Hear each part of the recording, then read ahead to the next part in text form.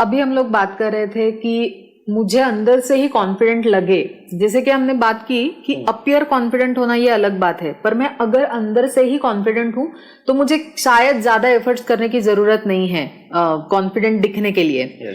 Confident दिखना एक बहुत ही इंपॉर्टेंट चीज है, उसमें कोई डाउट नहीं, लेकिन अंदर से कॉन्फिडेंट होना भी काफी इंपॉर्टेंट है। तो उसके बारे में हम बात करें, और उसका जो नेक्स्ट पॉइंट है वो है स्किल का डेवलप, अपने स्किल्स को डेवलप करना। ठीक है, क्यों जरूरी है स्किल्स का डेवलपमेंट, क्यों जरूरी है? स्किल डेवलपमेंट का और कॉन्फिडेंस का क्या कनेक्शन हो सकता है? मैम, स्किल सेट सभी के पास होना चाहिए। अगर समझो आप एक पोस्ट के लिए अप्लाई कर रहे हैं किसी कंपनी में, तो आपके पास उस पोस्ट के लिए कोई तो स्किल सेट होना चाहिए ना। ऑफ कोर्स होना चाहिए, ऑफ कोर्स होना चाहिए, पर उसका और कॉन्फिडेंस का क्या कनेक्शन? अगर आप समझो डेटा एनालिस्ट के लिए अप्लाई कर रहे हैं एक कंपनी में, और उसके बारे में एक्सेल के वगैरह जो भी स्किल सेट है वो आपके पास है, तो आप कॉन्फिडेंसली वो इंटरव्यू दे सकते हैं। करेक्ट, और उसमें पास भी हो सकते हैं। करेक्ट। तो जो भी मतलब वर्क प्लेस में अगर हम बात करें तो मेरा स्किल सेट क्यों जरूरी है? बहुत चीजों के लिए जरूरी है। जैसे टेक्निकल जो मेरा स्किल सेट है उसकी जरूरत क्यों है?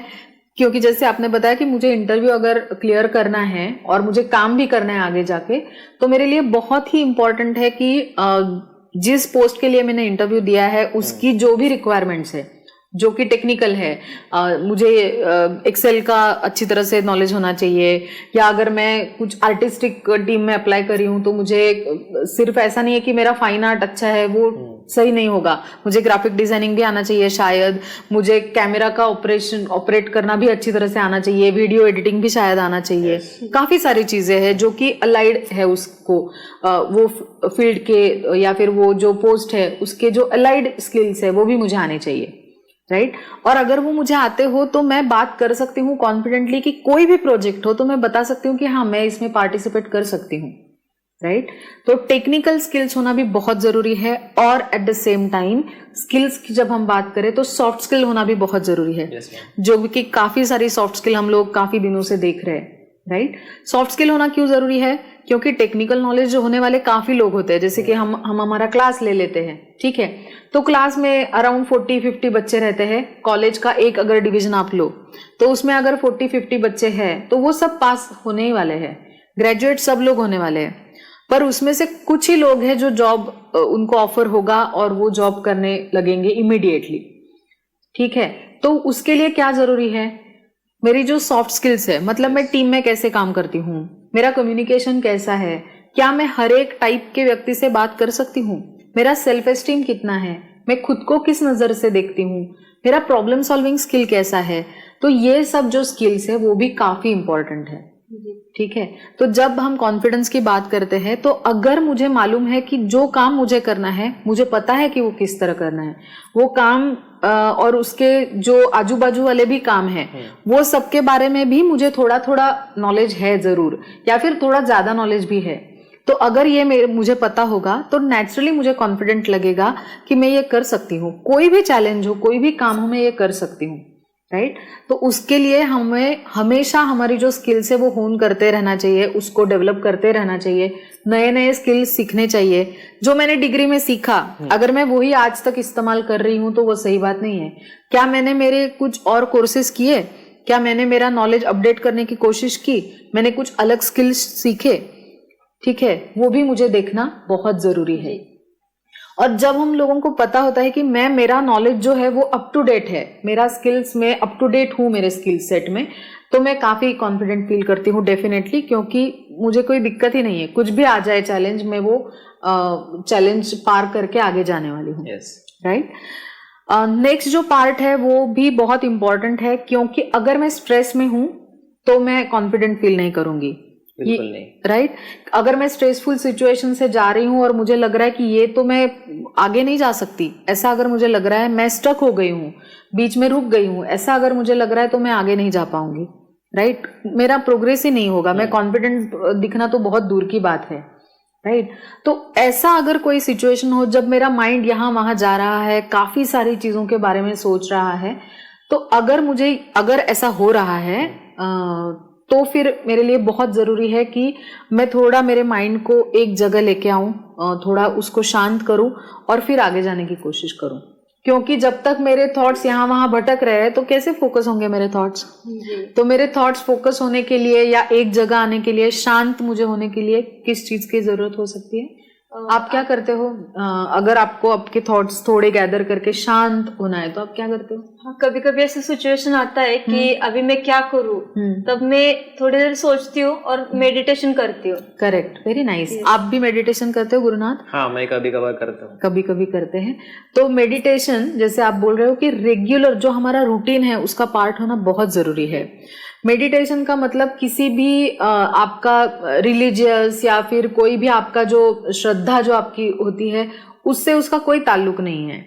आप ऐसे सोचो कि मेडिटेशन का मतलब है एक जगह शांति से बैठ के जो अपना सांस का मूवमेंट जो है, जिस तरह से सांस अंदर जा रही है, जिस तरह से बाहर आ रही है, सिर्फ उसे ऑब्जर्व करना और ये मूवमेंट में रहना।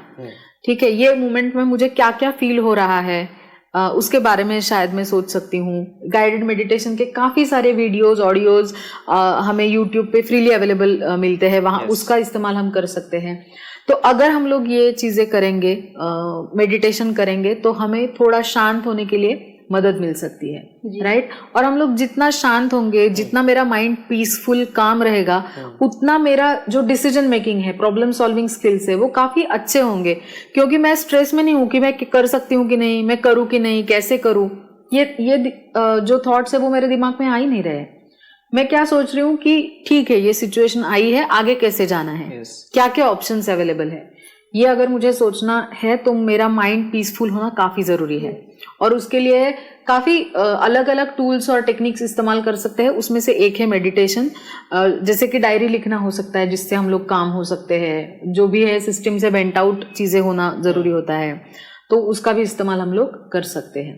ठीक है, तो हमने काफी चीजों के बारे में आज बात की। कॉन्फिडेंट दिखने के बारे में बात की, कॉन्फिडेंट अंदर से होने के बारे में बात की। कोशिश ये होनी चाहिए कि मैं अंदर से कॉन्फिडेंट हूँ और उस वजह से मैं कॉन्फिडेंट अपीयर भी हो रही हूँ। कभी कभी ऐसे हो सकता है कि मैं कॉन्फिडेंट फील नहीं कर रही हूँ, I am feeling extremely low, पर मैं मेरा पोस्चर चेंज कर रही हूँ, मैं आई कांटेक्ट मेंटेन करने की कोशिश कर रही हूँ, मेरी बॉडी लैंग्वेज से मैं ये कोशिश कर रही हूँ कि मेरी मूवमेंट्स ऐसी हो ताकि मैं कॉन्फिडेंट फील करने लगूँ। ठीक है ना। तो ये दोनों चीजें एक दूसरे के ऊपर डिपेंडेंट है। हम कोशिश करेंगे कि अंदर से ही कॉन्फिडेंट होते रहे हम लोग, उस दिशा में हमारा जो प्रवास है वो शुरू रहे, ऐसी कोशिश हमें करनी चाहिए, राइट जी। Okay, thank you ma'am, thank you.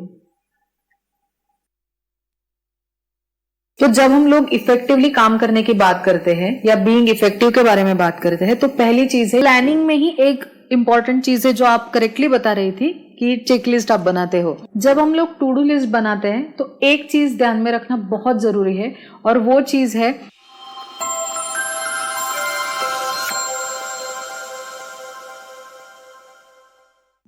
Hi Arya, hi Nikhil, hi ma'am, hello. आज हम लोग बीइंग इफेक्टिव ये बारे में बात करने वाले हैं, जैसे आप दोनों को पता है, राइट। तो जब हम लोग इफेक्टिवली काम करने की बात करते हैं या बीइंग इफेक्टिव, हमें इफेक्टिव होना है, इस बारे में बात करते हैं, तो काफी सारे पॉइंट्स है जिसके बारे में हमें सोचना पड़ता है। ठीक है, तो मैंने कुछ पॉइंट्स यहाँ पे डिस्कस करने के लिए हमारे लिए लाए हैं। हम लोग एक एक पॉइंट लेंगे और आगे डिस्कस करते हुए समझने की कोशिश करेंगे कि हमारा जो काम है क्या और हम इफेक्टिवली कैसे कर सकते हैं। ठीक है, तो मैं अगर आपको ये सवाल पूछूं कि जब हम लोग काम पे आते हैं, ऑफिस में आते हैं, तो आपके लिए काम के बारे में हम लोग बात कर रहे हैं, तो कौन सी ऐसी बात है जो आपको लगता है कि आपको पता होनी ही चाहिए, या ये चीज है जो मैं पहले देखता ही हूँ, या मेरे लिए ये सबसे इम्पोर्टेंट है ये चीज होना, ऐसी कौन सी चीज है? प्लानिंग मेरे लिए सबसे ज्यादा इम्पोर्टेंट है। ओके, आप प्लानिंग करते हो, किस तरह से प्लान करते हो आप अपना दिन, या फिर वीक, या फिर मंथ?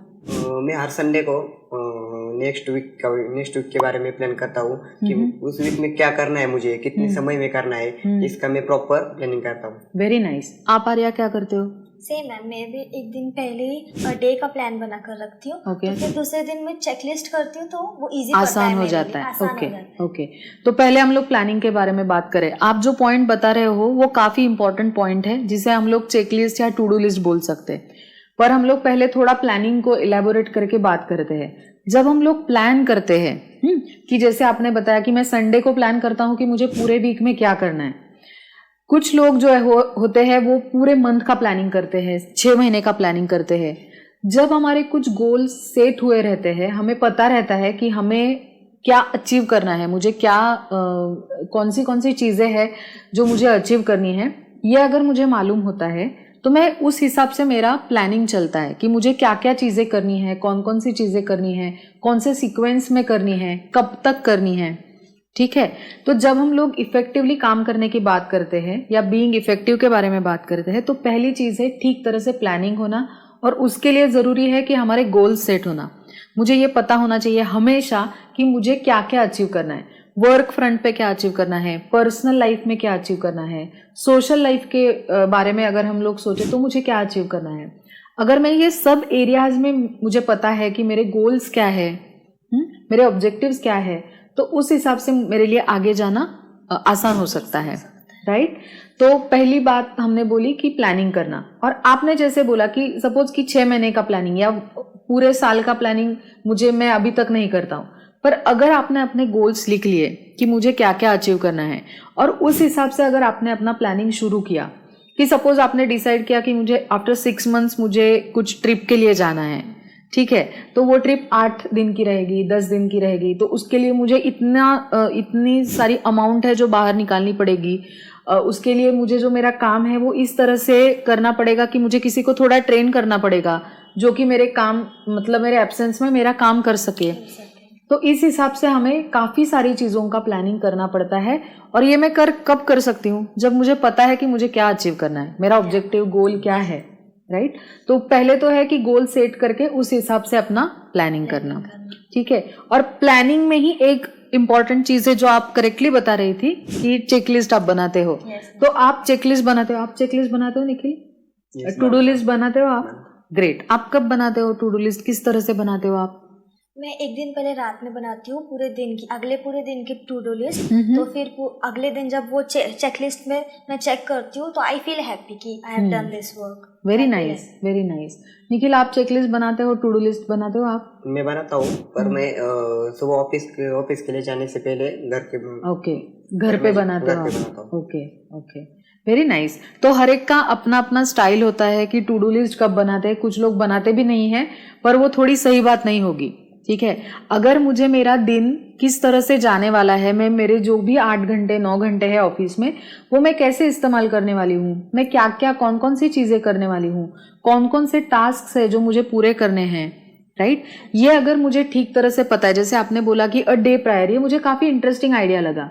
ठीक है, कि जब मैं रात को ही चेकलिस्ट बना के रखती हूँ कि मुझे नेक्स्ट डे क्या क्या काम करने हैं, कौन सा सीक्वेंस में काम करने हैं।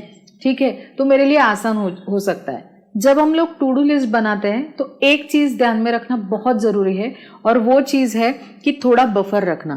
ठीक है, अगर मैंने पूरे 8 आवर्स का, मेरे ऑफिस में जो 8 आवर्स में काम करने वाली, पूरा उसका एक मिनट का अगर मैंने रखा कि मैं ये करूंगी, पर कभी कभी ऐसे हो सकता है कि कुछ इमरजेंसी टास्क भी आ सकते हैं, कुछ और इम्पोर्टेंट टास्क भी आ सकते हैं, तो वो भी मुझे अकोमोडेट करने पड़ेंगे। तो उस हिसाब से थोड़ा मोल्ड हो सके या थोड़ा फ्लेक्सिबल हो सके, इस तरह की टू डू लिस्ट हमें बनाना जरूरी है। जैसे आप बोल रहे हो कि सुबह मैं टू डू लिस्ट बनाता हूँ, जो आपके लिए सूट करता है वो आपको करना चाहिए, लेकिन टू डू लिस्ट बनाना और उस हिसाब से काम करना बहुत ही इंपॉर्टेंट है, क्योंकि हमारा टाइम भी उस हिसाब से हम मैनेज कर पाते हैं। जो टाइम अवेलेबल है वो टाइम में पूरी सभी जो टास्क है वो कंप्लीट करने की कोशिश कर सकते हैं, तो हमारा टाइम मैनेजमेंट भी अच्छा हो सकता है, और टाइम मैनेजमेंट के लिए भी टू डू लिस्ट होना जरूरी है। तो ये जो छोटी छोटी सॉफ्ट स्किल्स है वो भी हम लोग देखते हैं कि इफेक्टिवली काम करने के लिए बहुत इंपॉर्टेंट रोल प्ले करती है। राइट, अभी हम लोग नेक्स्ट पॉइंट पे जाएंगे, वो है प्रायोरिटाइज करना। जो आप टू डू लिस्ट के बारे में बता रहे थे, तो उसका थोड़ा आगे का हिस्सा है या उससे अलाइड हिस्सा है प्रायोरिटाइज करना।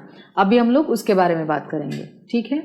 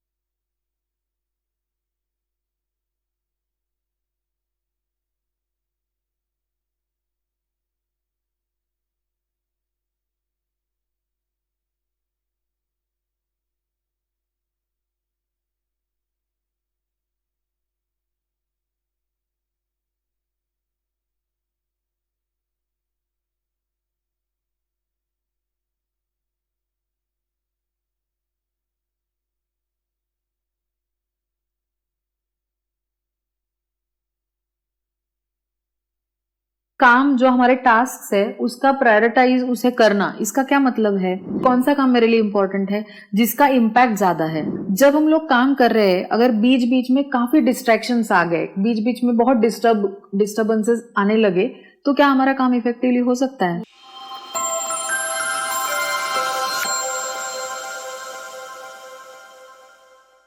अभी हम लोग जैसे बात कर रहे थे कि इफेक्टिवली काम करने के लिए क्या क्या करना चाहिए, तो जैसे कि टू डू लिस्ट का आपने बहुत ही इंपॉर्टेंट पॉइंट बताया, तो उसी का एक आगे का हिस्सा मुझे लगता है कि काम जो हमारे है, जो टास्क है, वो प्रायोरिटाइज करना। ठीक है, तो आप अपना जो टू डू लिस्ट बनाते हो वो किस तरह से बनाते हो? मतलब सीक्वेंसिंग कैसे रहता है काम जो है आपके उसका?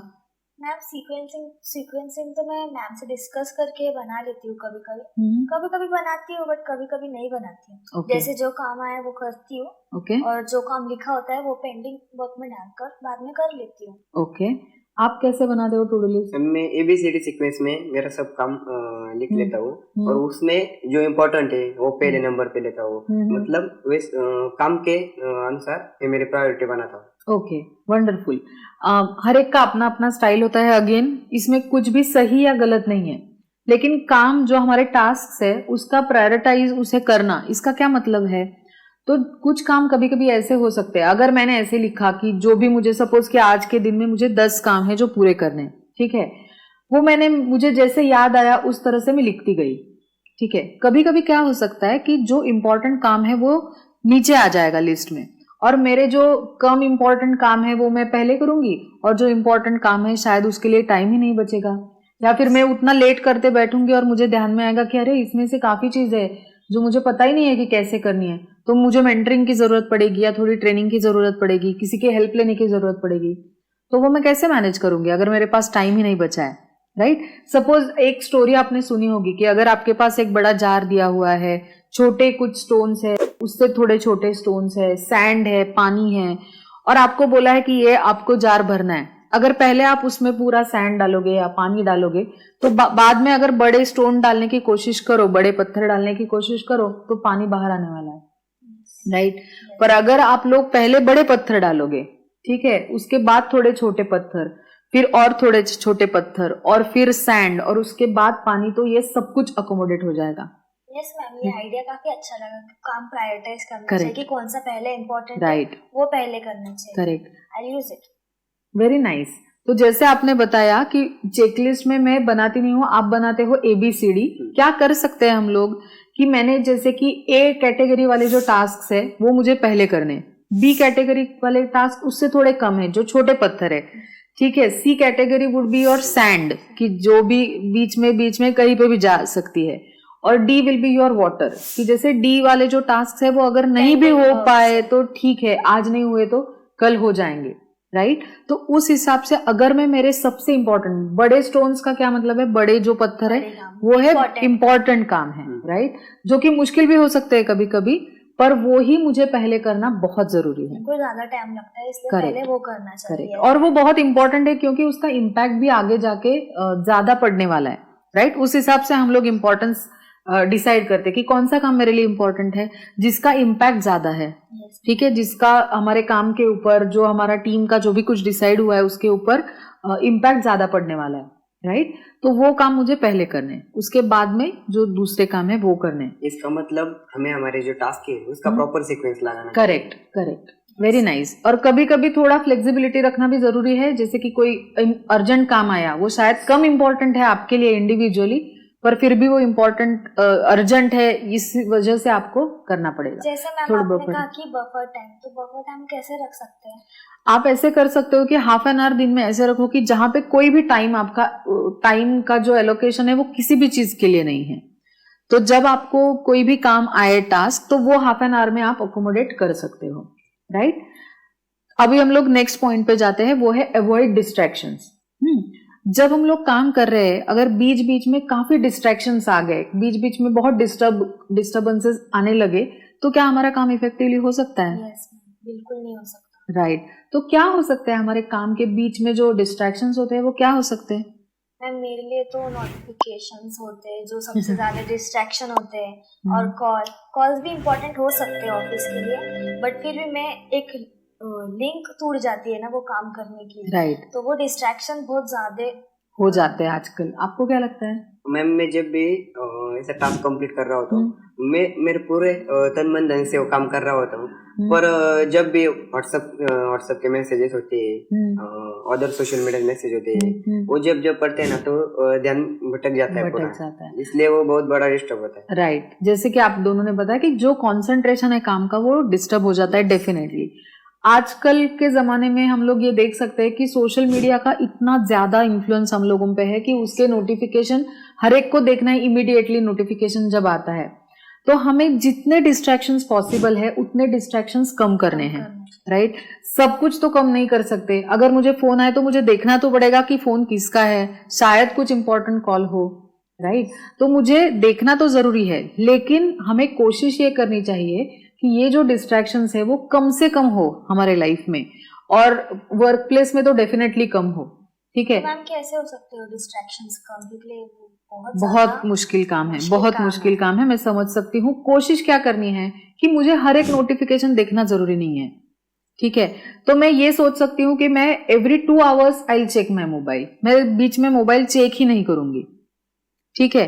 और मैं ये इंस्ट्रक्शन दे दूंगी मेरे टीम को या फिर अदर टीम्स को या फिर जो भी लोग हैं जो कि जो आपके साथ काम कर रहे हो या पर्सनल लाइफ में भी, तो आप उन्हें बोल सकते हो कि अगर आपको बहुत ही ज्यादा इंपॉर्टेंट कुछ काम है तो मुझे ये टाइम पे कॉल करो, या फिर अगर बहुत ज्यादा इंपॉर्टेंट कॉल है, इंपॉर्टेंट काम है, तो मेरे लिए मुझे आप एक ईमेल डाल दो सेइंग कि प्लीज कॉल मी, क्योंकि मेल तो मैं हमेशा चेक करती हूँ, मेल तो मेरे सामने रहता ही है हमेशा ओपन, राइट। बट मैम घर से अगर कोई इम्पोर्टेंट कॉल आया, इमरजेंसी कॉल आया, हाँ, तो एक बारी आप देख सकते हो, एक बारी देख सकते हो कि फोन किसका है, क्या मुझे अर्जेंटली ये अटेंड करना ही है, या फिर घर पे इंस्ट्रक्शन देके रख सकते हो कि जब तक कोई इंपॉर्टेंट काम नहीं हो तब तक आप मुझे कॉल ही मत करो, ताकि आपको ये मैसेज मिल जाएगा कि जब कॉल आया है इसका मतलब कुछ तो इंपॉर्टेंट काम ही है, राइट। जब पर्टिकुलरली आप वर्क प्लेस में हो, जब आप घर पे हो, बाहर, मतलब जब भी आप थोड़ा कैजुअल टाइम स्पेंड कर रहे हो तब तो कोई दिक्कत नहीं है, तब आप डेफिनेटली कोई से भी कॉल उठा सकते हो, जो भी आपको मतलब वो फ्लेक्सिबिलिटी हमारे पास रहती है उस टाइम। पर जब वर्क प्लेस में है तब ये बोल सकते हैं कि फ्रेंड्स को बोल सकते हैं कि जब तक कुछ बहुत ही इंपॉर्टेंट नहीं है या फिर कुछ अर्जेंट काम नहीं है तब तक फोन मत करो, मैसेज डाल दो। 2 घंटे बाद, 3 घंटे बाद, जो भी आप टाइम सेट करो उस हिसाब से आप देख सकते हो कि क्या नोटिफिकेशन है, उसमें से किसको अभी आपको रिस्पॉन्ड करना है। जो अगर फॉरवर्ड है तो मुझे उसमें रिएक्शन देना जरूरी है क्या सच में, या मैं नहीं रिएक्शन दूं तब भी चलेगा। ये सब आपको सोचने की बात है आपके लिए, राइट। तो ऐसे हम लोग डिस्ट्रैक्शन थोड़ा कम कर सकते हैं, राइट। अभी हम लोग नेक्स्ट पॉइंट देखेंगे मल्टीटास्किंग के बारे में, ठीक है।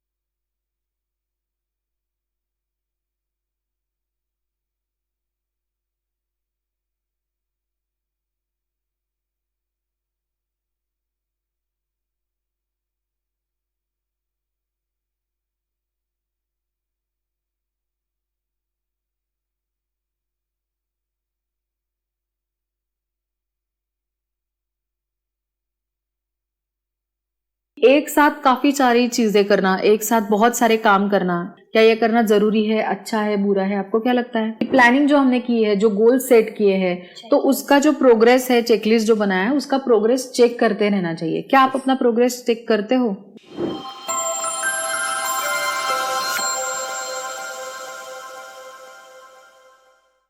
जैसे हम लोग बात कर रहे थे बीइंग इफेक्टिव के बारे में, तो अभी जो हमारा नेक्स्ट पॉइंट है वो है मल्टीटास्किंग। ठीक है, तो मुझे पहले आप ये बताओ, जब मैं मेरा पूरा पॉइंट आपको बताऊं उससे पहले, कि एक साथ काफी सारी चीजें करना, एक साथ बहुत सारे काम करना, ये बात आप करते हो ये चीज या नहीं करते हो? क्या ये करना जरूरी है, अच्छा है, बुरा है? आपको क्या लगता है? Like multitasking. आप मल्टीटास्किंग पे बिलीव करते हैं? मल्टीटास्किंग तो बहुत अच्छी चीज होती है ना, एक ही टाइम में काफी सारे काम हो जाते हैं और काफी टाइम भी बचता है हमारा, तो I think multitasking is good. आपको क्या लगता है निखिल? यस, एक साथ ज्यादा काम करने के लिए मिलता है हमें, और उससे बहुत इम्पोर्टेंट है कि हमारा टाइम बच जाता है। ओके, अभी हम लोग यही जो चीज आप बोल रहे थे उसको थोड़े अलग नजरिए से देखने की कोशिश करेंगे। ठीक है, मल्टीटास्किंग का क्या मतलब है? हमें लगता है हमेशा कि एक ही साथ काफी सारी चीजें करना। ठीक है, जब हम लोग अभी बात कर रहे थे डिस्ट्रैक्शन के बारे में और वो कैसे हमें अवॉइड करना चाहिए और ये अवॉइड करना कैसे जरूरी है, तब आप बोल रहे थे कि जब मैं कुछ काम कर रही हूँ और बीच बीच में अगर मुझे कॉल आता है या कोई भी सोशल प्लेटफॉर्म्स के नोटिफिकेशंस आते हैं सोशल मीडिया पे, तो वो मेरे लिए डिस्ट्रैक्शन है, राइट? तो अभी आप ये सोचो कि एक ही साथ आप काम भी कर रहे हो, मोबाइल पे कुछ चेक भी कर रहे हो, या फिर गाने भी सुन रहे हो, या कोई और आता है तो उसके साथ बात भी करते हो, तो ये सारी चीजें अगर मैं एक साथ करने का सोचूंगी तो क्या मेरा काम सच में इफेक्टिव होगा? I don't think so ma'am, आपने सही कहा। राइट?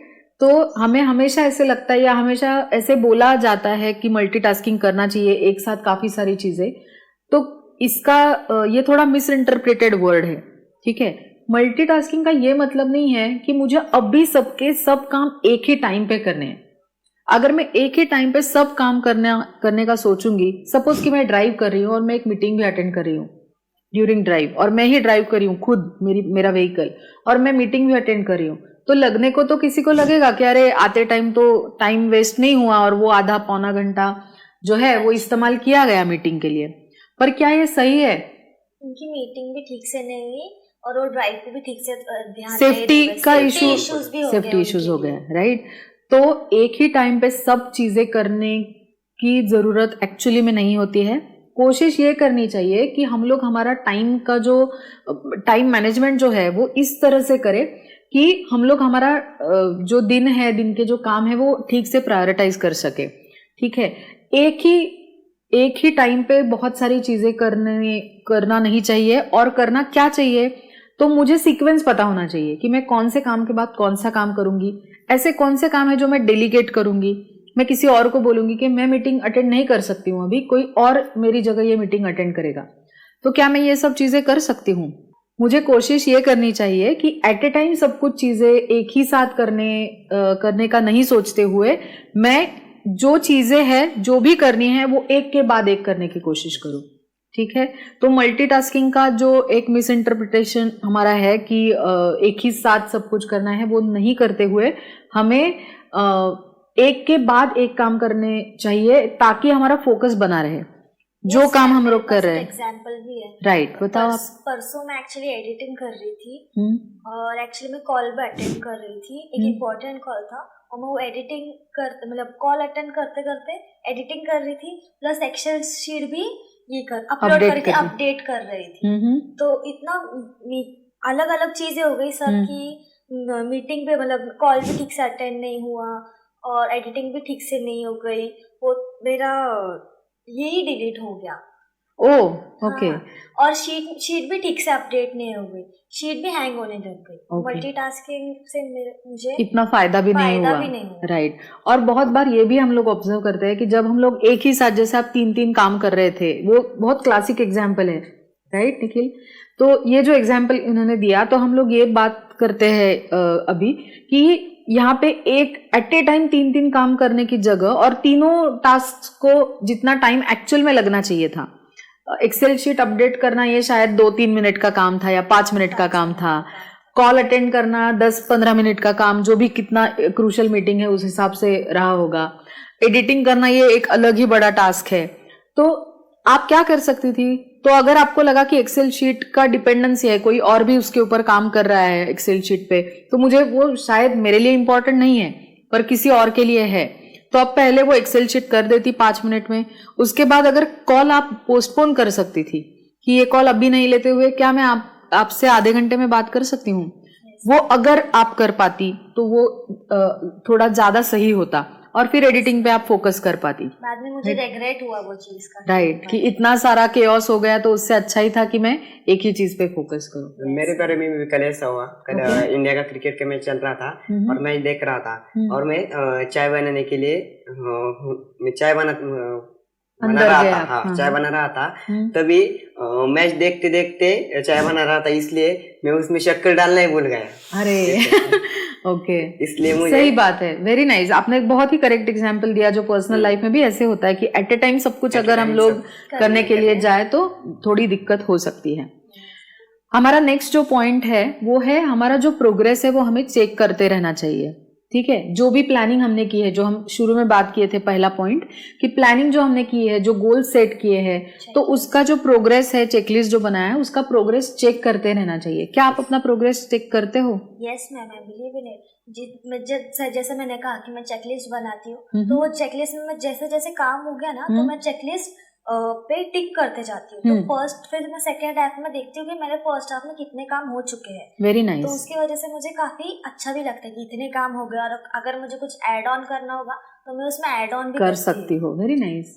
आप मैंने जो मतलब जो गोल फिक्स किया है कि 6 मंथ में ये गोल करना है, तो मैं उस गोल की मतलब उस दिशा में जा रहा है कि नहीं, वो मैं चेक करता रहता हूँ। Very nice. और अगर आपको लगा कि जो आपने पेस डिसाइड किया था, जो स्पीड से आपको आगे जाना था, क्या टाइम फ्रेम में कौन से काम करने थे, अगर वो नहीं हो रहे तो आप क्या करते हो? उसमें जो आपका प्लानिंग है उसमें कुछ चेंजेस आप करते हो या वैसे ही रहता है? चेंजेस करता हूँ, क्योंकि हमारा अगर स्पीड कम हुआ है तो स्पीड बढ़ाने की टेक्निक यूज करता हूँ।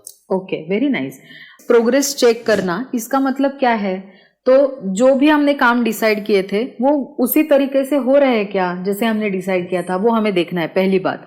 अगर वो नहीं हो रहे तो क्यों नहीं हो रहे, कुछ स्किल्स है क्या जो मुझे एक्वायर करनी चाहिए, तो मैं उस हिसाब से भी सोच सकती हूँ। कभी कभी जैसे आपने करेक्टली बताया कि हमेशा तो आप ऐसे नहीं कर सकते कि चेंजेस ही नहीं किए, ऐसे नहीं हो सकता है। आप भी थोड़ा मॉडिफाई करती होंगी शायद, दिन का जो शेड्यूल आप बनाते हो, राइट? तो मुझे वो बफर, जैसे हम लोग बीच बीच में बात कर रहे हैं बफर के बारे में, तो मुझे वो भी रखना चाहिए। मैंने सोचा था कि ये चीज मैं 6 महीने में करूंगी, लेकिन मुझे जितना लगा था कि ये फास्ट होने वाला है उतना हो नहीं रहा है, तो मैं मेरा थोड़ा गोल मॉडिफाई करूंगी, थोड़े उसमें चेंजेस करूंगी, और मेरा जो प्रोग्रेस है वो मैं बीच बीच में एवरी मंथ, एवरी 2 मंथ्स में देखती रहूंगी, so that I can make necessary changes in it, right? तो ये 2 चीजें हमें ध्यान में रखनी है। अभी आगे के जो 2 पॉइंट है वो भी बहुत इंपॉर्टेंट है बीइंग इफेक्टिव के बारे में, उस बारे में अभी हम बात करेंगे। ठीक है? ठीक है।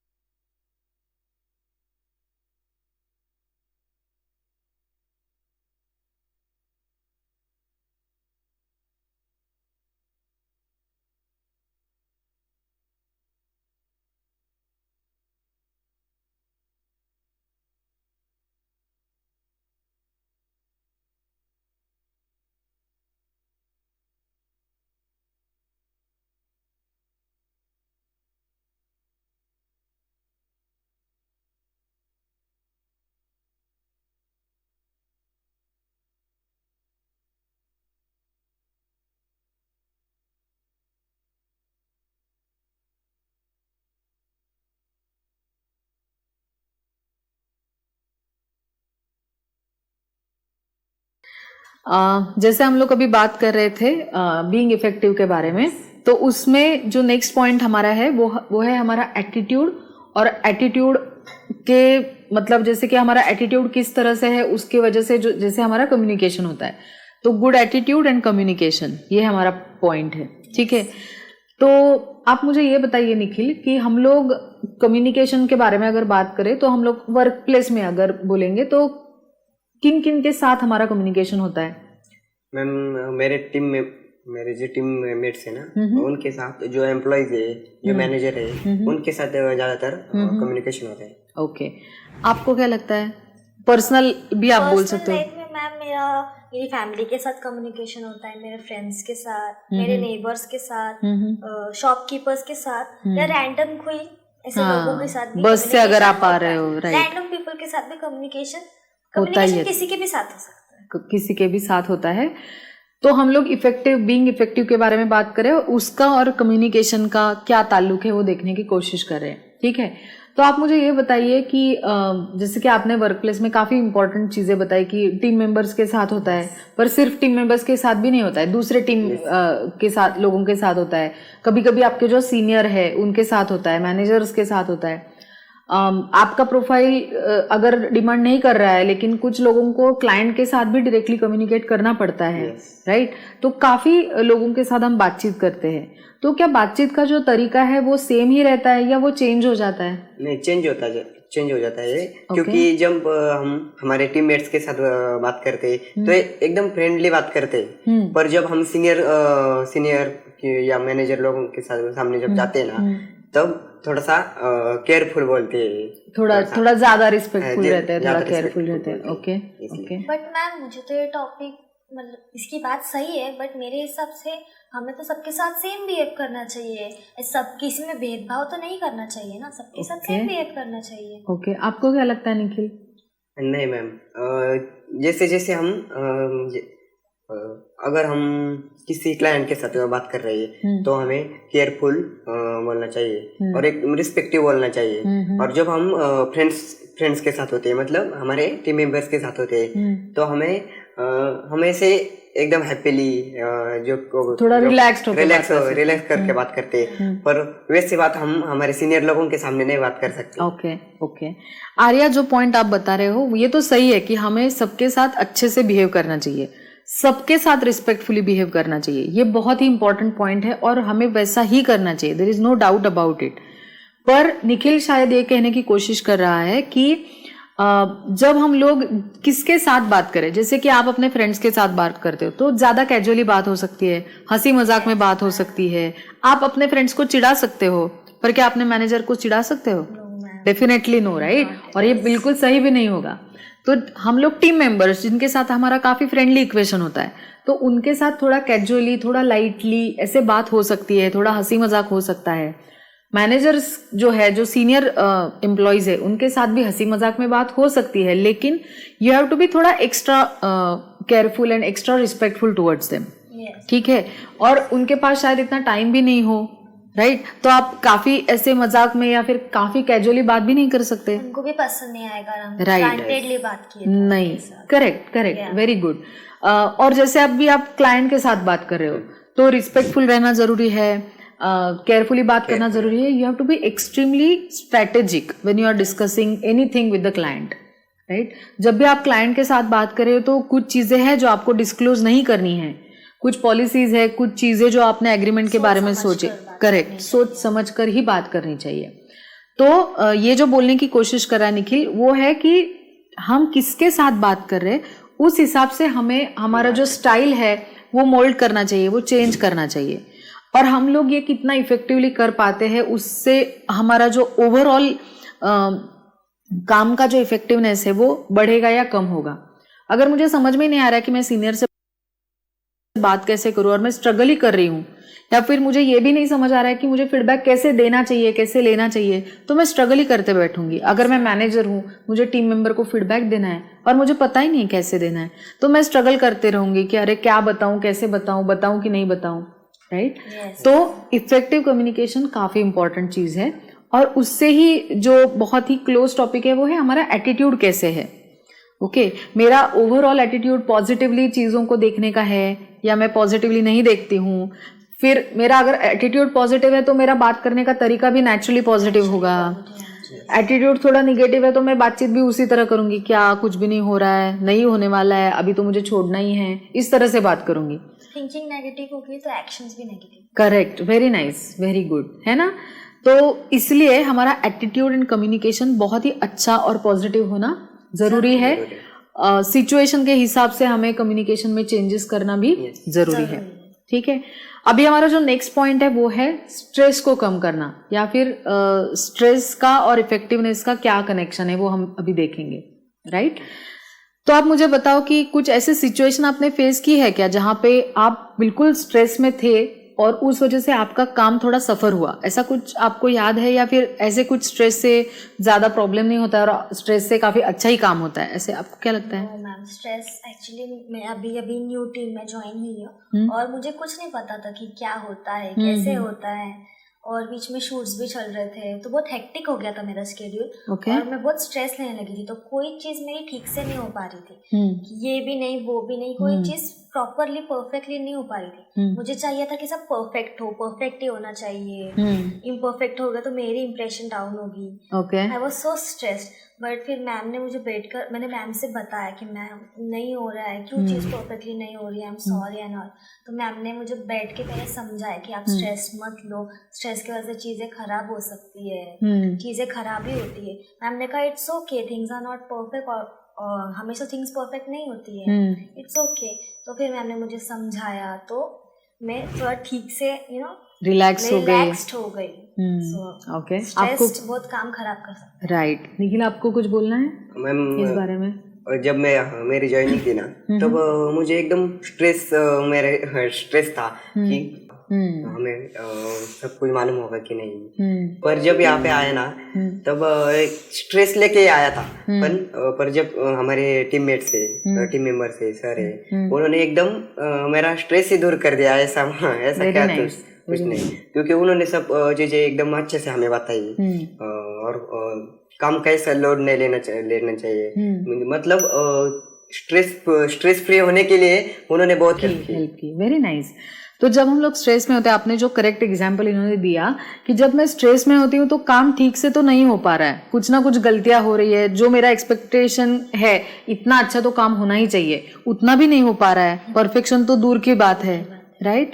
तो हमें कोशिश ये करनी चाहिए कि स्ट्रेस जितना कम ले सके। और स्ट्रेस किस वजह से आता है? हम कभी कभी बहुत ही ज़्यादा एक्सपेक्ट करते हैं, बहुत डिमांडिंग हो जाते हैं, चीज़ें ऐसी ही होनी चाहिए, ऐसा बहुत फोर्सफुली हमें लगता है, तो स्ट्रेस बढ़ता है वर्क प्लेस में। या फिर कोई मेरी बात नहीं सुन रहा है तो स्ट्रेस बढ़ता है। कोशिश ये होनी चाहिए कि चीज़ें जैसी मैं चाहती हूँ वैसी ही नहीं होने वाली है, चीज़ें जैसी है वैसी है, मुझे खुद को आइदर उसमें अकोमोडेट करना है, जहां जहां पॉसिबल है वहां चीज़ों को, सिचुएशंस को बदलना है, लोगों के साथ उनके हिसाब से, जैसे कि हमने बोला कि स्ट्रेटेजिकली पॉजिटिवली स्ट्रेटेजिकली बात करना इज अ पॉजिटिव वर्ड, कि किसको किस तरह से बोलना पसंद आएगा उस हिसाब से उनसे बात करनी है और आगे जाने की कोशिश करनी है। काम बिहेव करना है, एकदम कामली बिहेव करना है, जितना आप शांत रह सके। स्ट्रेस होने वाला है, थोड़ा स्ट्रेस इज इम्पोर्टेंट। अगर मैं बिल्कुल ही केयरफ्री हो गई तो काम ठीक नहीं होगा, पर उतना ही स्ट्रेस लेना है जो कि जिसे हम लोग डिस्ट्रेस नहीं बोलते और स्ट्रेस बोलते हैं, कि जो पॉजिटिव स्ट्रेस है, तो हमें पॉजिटिव स्ट्रेस लेना है। मतलब क्या कि मेरा काम अच्छा हो, इसके लिए जो भी चीजें मुझे करनी है, जितना मुझे अच्छे से काम करना है वो मुझे करना चाहिए, लेकिन इतना भी स्ट्रेस नहीं लेना चाहिए कि मैं कैसे बात करूं कि नहीं करूं, ये काम कैसे करूं, इतना मुझे प्रेशर हो, इतना स्ट्रेस तो डेफिनेटली नहीं लेना है। अगर स्ट्रेस हुआ तो डेफिनेटली सीनियर्स के साथ बात करनी है, टीम मेट्स के साथ बात करनी है, ताकि हमारा स्ट्रेस भी रिड्यूस हो। बट मैम स्ट्रेस रिड्यूस करने के लिए हम क्या क्या कर सकते हैं? बहुत सारे टेक्निक्स है जो हम स्ट्रेस मैनेजमेंट के लिए कर सकते हैं, वो हम किसी आगे के सेशन में भी बात करेंगे, लेकिन एक बेसिक आइडिया अगर दे तो, जैसे हमने बात किया कि सीनियर्स के साथ बात कर सकते हो आप, कैसे काम करना है, कोई अगर स्किल है जो आपको नहीं आ रहा है, उस वजह से स्ट्रेस हो रहा है, तो वो स्किल सीख ले सकते हैं आप, मतलब उसका ट्रेनिंग ले सकते हो आप।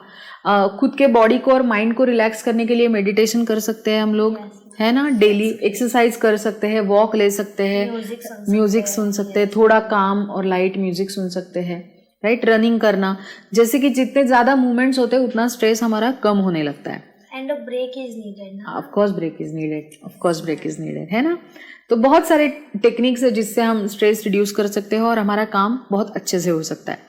तो हमने काफी सारी चीजें आज देखी कि कौन कौन से स्किल्स है या कौन कौन सी चीजें हैं जो हमें करनी चाहिए ताकि हमारा काम ज्यादा से ज्यादा इफेक्टिव हो, राइट।